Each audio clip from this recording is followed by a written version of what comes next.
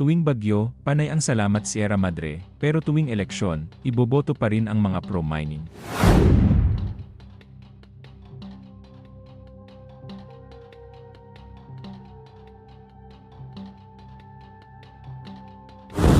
Ganito na lang ang hinain ni Agot Isidro, ang premyadong aktres na hindi nakapagpigil na magsalita tungkol sa kalikasan sa gitna ng hagupit ng Super Typhoon Uwan sa Luzon.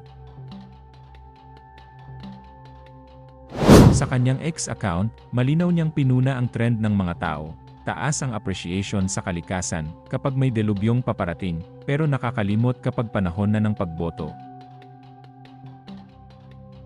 Kung kayo si Sierra Madre, sino iboboto nyo? Yung papayag na kalbuhin kayo? Tanong ni Agot na diretsyo sa punto. Hindi lang basta opinyon, kundi hamon ito sa bawat Pilipino na pag-isipan ang kanilang mga pinipiling leader. Panay ang pasasalamat sa ating mga bundok at kagubatan. Lalo na sa Sierra Madre, pero sa huli, kung titingnan ang eleksyon, nananatiling dominant ang mga pro-mining na kandidato. Panay ang salamat Sierra Madre, pero iboboto yung mga pro-mining. So alam na next election ha, dagdag niya. Hindi rin nakaligtas sa kritisismo ang aktres.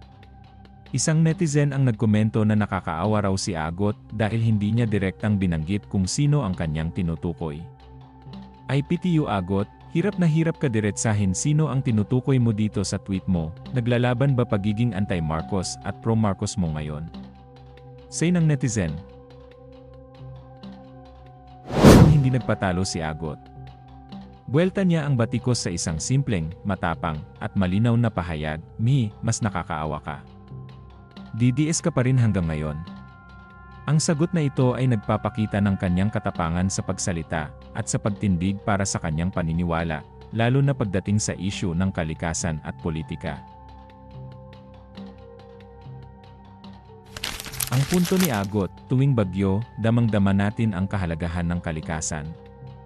Pero sa eleksyon, inuuna ang pansariling interes kaysa proteksyon ng kalikasan. Ang Sierra Madre, matagal nang pinoprotektahan ang bansa, pero may mga leader pa ring nagpapabaya sa mga desisyon na nakakasama sa kalikasan. Hindi sapat ang salamat Sierra Madre. Kailangan ng tamang aksyon sa tamang panahon. Ang bawat boto ay may epekto sa kalikasan.